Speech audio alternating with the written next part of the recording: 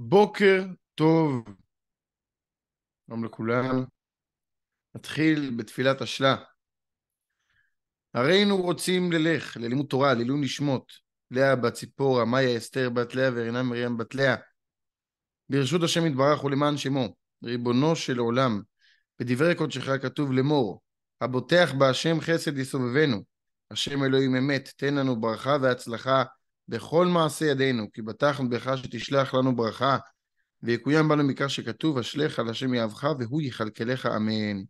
הלימוד היום יהיה גם לעילוי נשמות יונה בן עזרא, רבקה בת איתו, יצחק בן ישראל ויהודה בן אורידה, ולרפואת מרדכי בן שמעונה וחברתנו יולי בת שרונה, וכמובן לעילוי נשמות כל הנרצחים והנרצחות שנרצחו באכזריות על קדושת השם, ולרפואת כל הפצועים.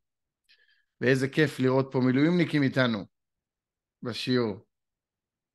טוב, אנחנו ממשיכים במסכת ברכות, דף ל"ו עמוד ב'. אומרת הגמרא, פלפלי, פלפלים. עכשיו לא מדובר פה על גמבות, מדובר פה על התבלין של הפלפל שחור.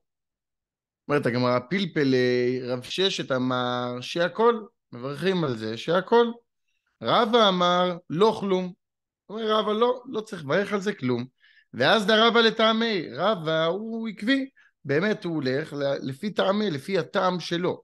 למקום במקום אחר, דאמר רבא, כס פלפלי ביום דקיפורי פטור, כס זנגבילה ביום דקיפורי פטור. מי שלועס פלפלים או זנגביל ביום כיפור פטור מכרת. למה? בגלל שזה לא אוכל. זה לא נחשב שהוא עכשיו הפר את הצום, זה לא אוכל. מילא אם הוא אומר את זה שם, זה לא אוכל, לא צריך לברך על אוכל. ולכן הוא גם אומר פה שלא צריך לברך. מי טבעי, מקשה הגמרא, היה רבי מאיר אומר, ממשמע שנאמר, והרעלתם עורלתו את פריו. אני יודע, שזה כבר פסוק שהלכנו איתו הרבה, מפרשת קדושים, אומר, אני יודע שעץ מאכל הוא. למה צריך את הכפילות הזאת? עץ מאכל. אלא מה תלמוד לומר עץ מאכל? למה יש את הכפילות הזאת? להביא עץ שטעם עצו ופריו שווה. ואיזה הוא, גם דיברנו בעבר על העניין שיש עץ פרי עושה פרי. אז זה היה הציווי בהתחלה. אבל בסוף מה שהאדמה הוציאה זה רק עץ עושה פרי, וזה היה החטא שלה. לפעמים גם אנחנו עושים רק עץ עושה פרי. אבל בעניין הזה, מה זה עץ שכן טעם עצו ופריו שווה, ואיזה הוא זה? אומרת הגמרא, הפלפלים. למדך שהפלפלים חייבים בעורלה, וללמדך שאין ארץ ישראל חסרה כלום, יש בה הכל, שנאמר, ארץ אשר לא במסכנות תאכל בה לחם, לא תחסר כל בה. הפסוק המלא, ארץ אשר לא במסכנות תאכל בה לחם, לא תחסר כל בה, ארץ אשר אבניה ברזל ומהרריה תחצוב נחושת. יש הכל בארץ ישראל. מזה אנחנו יכולים להבין שעל פלפלים גם כן, אולי צריך לברך. אומרת הגמרא לא קשיא, לא קשה. למה? חילוק. ברטיבותא, ברטיבתא, ביבשתא. באמת יש חילוק, האם זה כשזה בטרי או ביבש. ברטיבותא כשזה טרי, כשהפלפל טרי, באמת, בסדר גמור, צריך לברך עליו. אבל ביבשתא לא, כבר מייבשים את זה, וזה הופך להיות מה שנקרא פלפל ממש כמו התבלין שאנחנו רואים היום, ביבש לא צריך לברך. טוב, אז זה לגבי פלפלים. בואו נראה עכשיו לגבי זנגביל. אמרי לרבנן, למרי מר, כעס, זנגבילה ביום דקיפור פטור? אתה אומר שמי שבאמת לא יש את הזנגבילה ביום הכיפורים הוא פטור? והאמר רבא, אמרנו שאתה עקבי, אותו רבא, מה הוא אמר במקום אחר? היי המלתא, דעתיה מבי הינדוי. המלתא זה בעצם סוג של כזה בצק, ששמים בפנים את הזנגביל גם כן, יש בו תבשיל, יש בו את הזנגביל, שבא בי הינדוי, זה מאזור הודו, כמו הינדו. שריה, מותר, למרות זה כביכול של גויים, לא נכנסים לזה, העניין שאוכלים את זה וזה נחשב אוכל, ומברכין עליה בורא פרי האדמה. זנגביל זה אוכל, אז איך אתה אומר זנגביל זה לא אוכל? זה אוכל רבא, תהיה עקבי. אלא אותה תשובה אנחנו רואים גם פה, אומרת הגמרא לא קשיא, ברטיבתא, ביבשתא. ברטיבתא באמת גם את הזנגביל, צריך לברך עליו, הוא נחשב אוכל, אבל ביבשתא כשהוא יבש, אז הוא לא נחשב אוכל ואפשר לאכול אותו, מי שביום כיפור הוא לא עובר על כרת, וגם כן לא צריך לברך עליו סתם ככה. אוקיי, אז ראינו לגבי פלפלים, לגבי זנגביל. עכשיו, מספרת לנו הגמרא על דבר שנקרא חביץ קדרה. חביץ קדרה זה גם כן, זה סוג של בצק כזה, שיש פה גם כן דבש ושמן וקמח, וכן דייסה, שמכינים אותה באותו סגנון עם הדבש, בקדרה. על זה אנחנו רואים מחלוקת רב יהודה ורב כהנא. רב יהודה אמר, מה מברכים על זה? שהכל נהיה בדברו.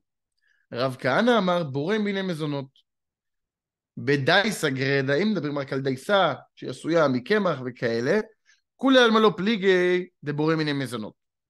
כולם מסכימים שזה באמת בורא מיני מזונות. כי פליגי בדייסה כאין חביץ קדרה. הם חולקים בדייסה שהיא בסגנון של חביץ קדרה, שמכינים את זה באותו סגנון, ששמים דבש בפנים, ואז כבר יש מחלוקת.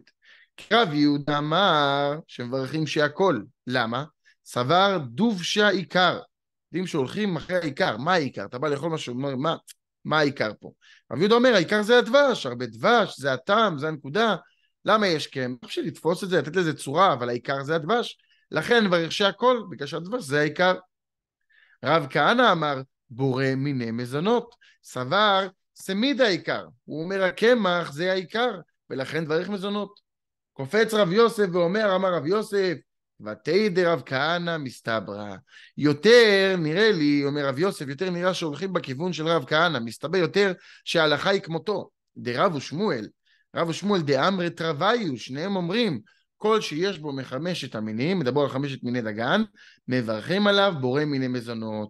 איך, עכשיו תכף נראה בדיוק מה הם אומרים, אבל הנקודה שברגע שהם מעורבים בפנים, הם משתלטים והם, למרות שהעיקר, לא העיקר, יש בזה חמשת מיני דגן, מברכים על זה בורא מיני מזונות. בואו נראה באמת מה הם אומרים. אומרת הגמרא גופה, רב ושמואל דאמרי תרוויו, אומרים שניהם, כל שיש בו מחמשת המינים, מברכים עליו בורא מיני מזונות. ויתמר נמי, וגם כן, כתוב, מופיע, רב ושמואל דאמרי תרוויו, כל שהוא מחמשת המינים, מברכים עליו בורא מיני מזונות. רגע, אנחנו אמרנו את זה עכשיו פעמיים. מה ההבדל ביניהם? שימו לב, יש הבדל.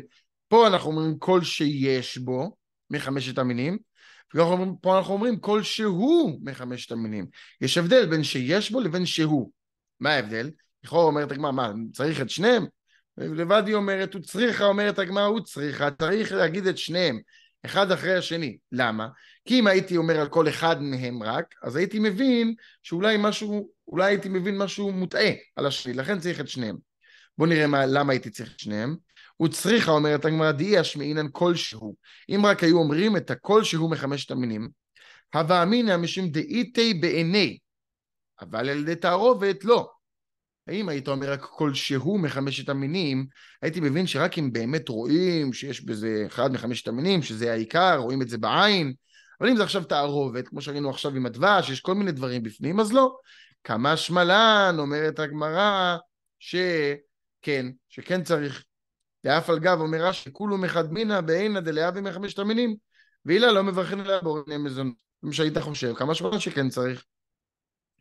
כל שיש בו, ואי אשמעינן כל שיש בו, אם היית אומר רק כל שיש בו, מה היית יכול להבין?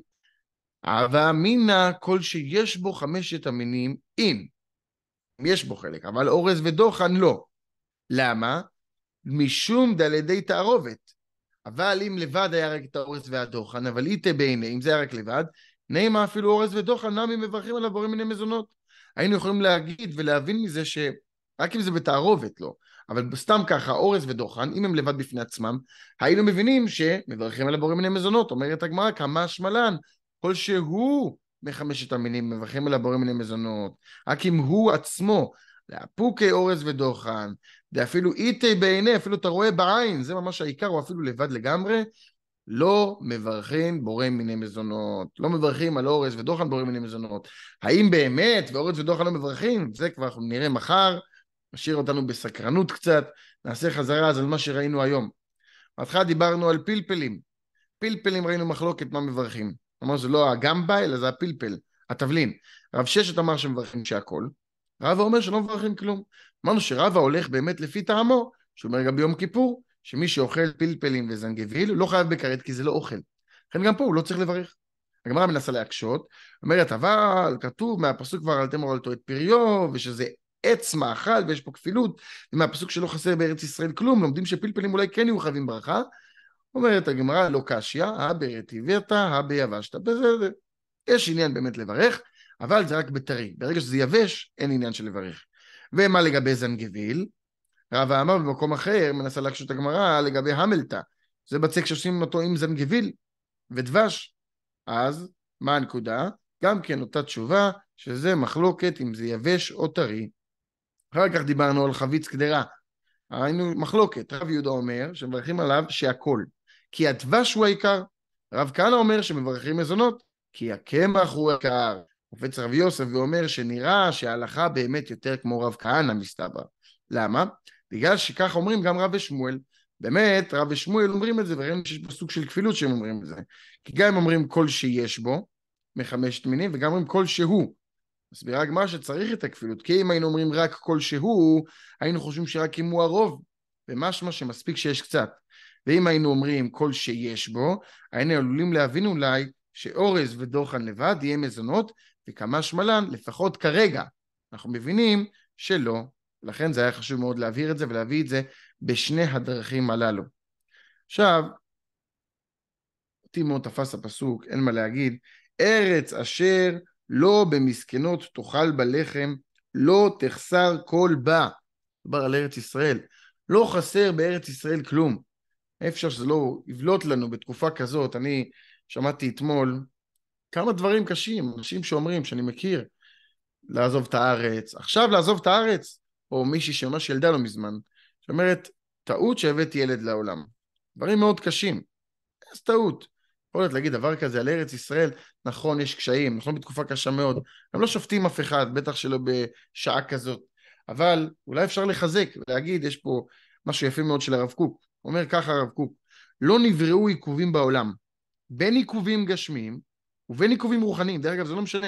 עיכוב גשמי, בן אדם לא מצליח לעשות משהו, או שזה משהו רוחני, זה משהו חסום. לא נבראו עיכובים בעולם, בין עיכובים גשמיים, בין עיכובים רוחניים, כדי לעכב את הדברים. בצורה פשוטה אומר הרב קוק, העיכובים לא נבראו בשביל לעכב, אלא כדי לחזק על ידי התעכבות עוד יותר ויותר את זרם האורה ואת גדולת החיים בצחצחותם העליונה. המטרה של העיכובים, כמו שאנחנו רואים אותם, שרואים אותם שהם מעכבים אותנו, אומר הרב קוק, המטרה שלהם לקדם אותך בכלל לקדם אותך, כמו שמישהו מחזיק משהו שרק כדי שיפרוץ עוד יותר. האם קשה לראות את זה? בוודאי. האם מצופה מאיתנו לראות את זה? גם כן בוודאי. קשה, אבל זה רק יהיה בסוף לטובתנו. כל העיכובים הגשמיים והרוחניים באו רק לחזק אותנו. זה נכון בחייו האישיים של אדם, כל אחד עיכובים שיש לו בזיווג, פרנסה, לא משנה מה. זה עבודה להגיד וואי וואי וואי מה מתבשל לי. וואי וואי וואי איזה, לא יודע, מקדרה עם זנגביל, לא יודע, כל אחד משהו עכשיו יש לו בראש שהוא רוצה לאכול. מה מתבשל לי? אני בטוח שיש לי משהו טוב, וזה נכון גם כן מבחינת האומה הישראלית כולה. שנמצאים בעיכובים, ודאי אחרי תקופה כזאת שהיינו, זה היה באמת קשה מאוד, פילוגים בתוכם, אי אפשר שלא להסתכל על כיכר דיזנגוף בתל אביב, רואה לפני שנייה היה ויכוחים, הפרדה, לא הפרדה, עכשיו תסתכלו מה יש שם, כל עם ישראל ביחד, כולם שם, אורזים אוכל לחיילים, למשפחות, איפה? איך יכול להיות שיהיה דבר כזה? אף כמה עיכובים, אבל זה הנקודה בדיוק.